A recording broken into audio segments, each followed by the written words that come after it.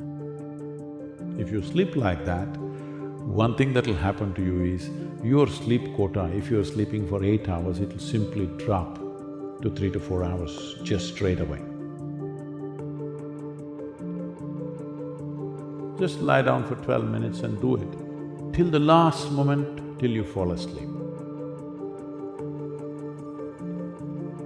You know, there's a North Pole and a South Pole. This means these are the magnetic centers. And you also know the whole land masses, whole continents have been slowly being pulled towards the north, they've been traveling.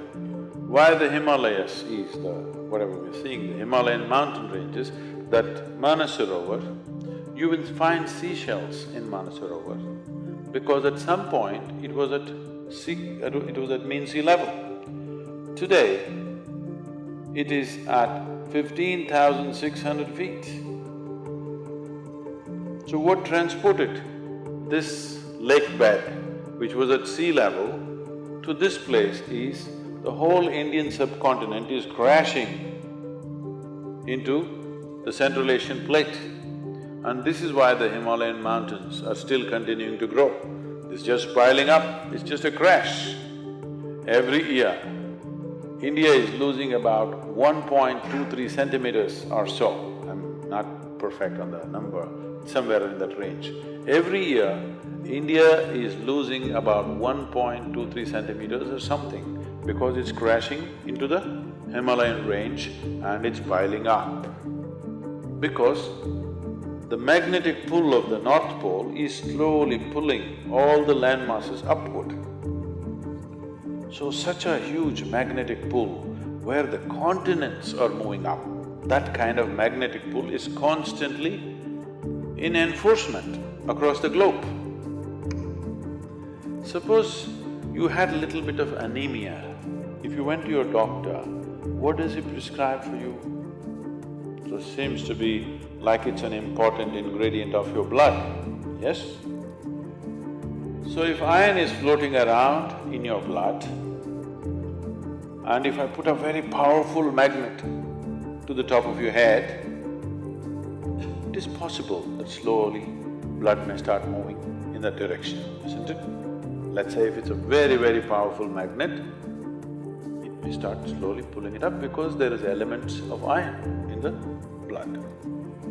Your body is designed like this, that your heart, which is the pumping station of the circulatory system, is 3/4 of the way up, not halfway down, because it is difficult to pump against gravity, easier to pump towards gravity, so it's placed here. Generally, all the pipes that are flowing down are larger ones, what is going up are much finer ones. As it goes up here, they're almost hair-like, so minute that the circulatory system in your brain is such that if one extra drop enters there, hemorrhages will happen. People have strokes. So now you were like this, now you went like this. Already there is a little bit of imbalance in the system because heart was pumping, calculating the gravitational resistance.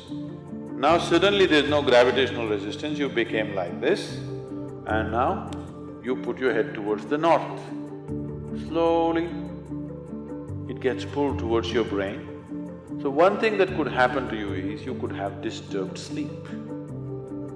If you put your head to the north and sleep, you could have disturbed sleep, all kinds of dreams happening. If you are in your old age, it is possible that you can have a stroke or you could just die in your sleep. It's very much possible. Not that if you sleep one day, you will fall dead.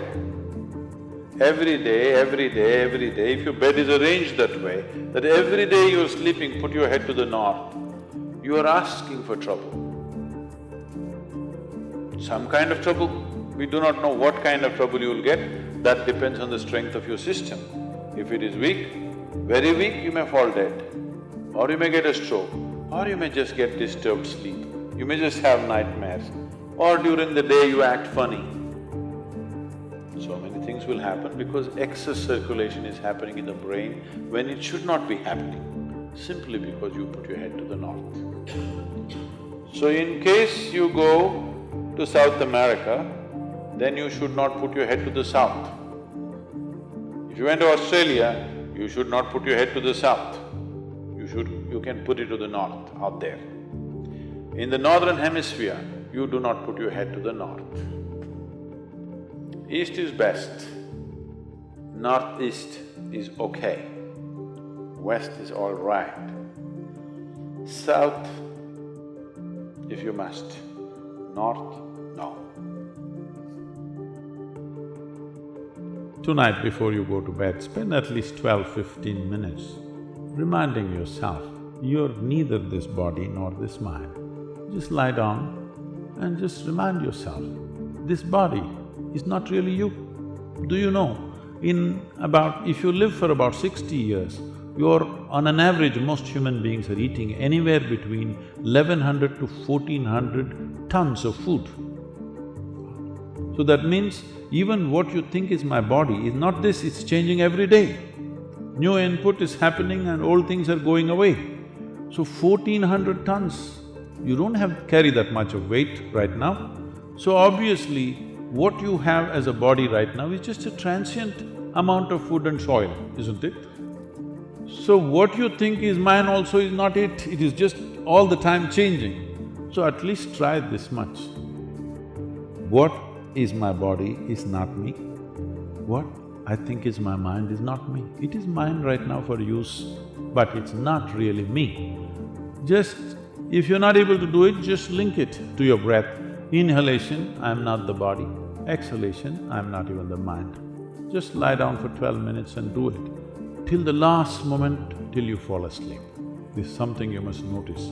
Most human beings, when I say most, I'm very generous with the percentage, 99%.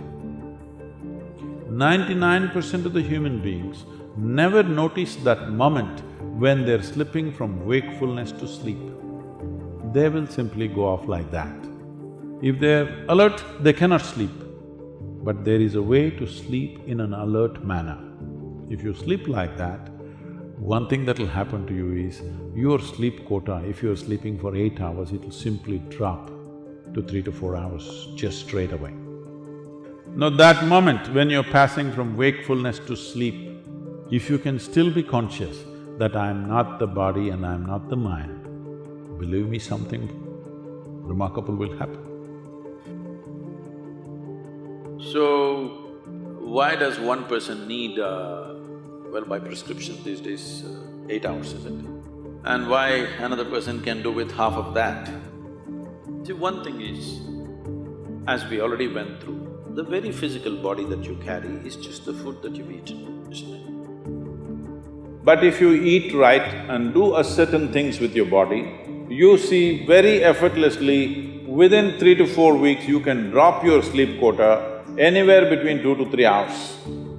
1.5 to 3 hours very easily you can drop if you just eat consciously and just learn to sit properly, just the posture, your geometry of the body and what goes into the system. If you just manage these two things, you will see sleep quota will just come down like that. Just bring 40 to 50% of the food in its raw form, that means it's alive. It must be a live cell, it can be a vegetable, it can be a fruit, it can be a nut, it can be sprouted gram. At least 40 to 50%, the food that you eat must be alive. You eat dead food and you want to live, this is a little difficult thing to do, because you have to raise the dead now. But if you eat live food, one thing you will see is the state of your mind, your focus and your sleep quotas, and above all, staying awake is not good enough, you have to stay alert, isn't it? If you eat a leaf, a vegetable, a fruit, a nut or a sprout, this is much simpler. If you must eat non-vegetarian food, you must eat that which is furthest away from you. So generally, fish and water life is furthest away from you. So if you must eat non-vegetarian food, fish is the best thing to eat that way.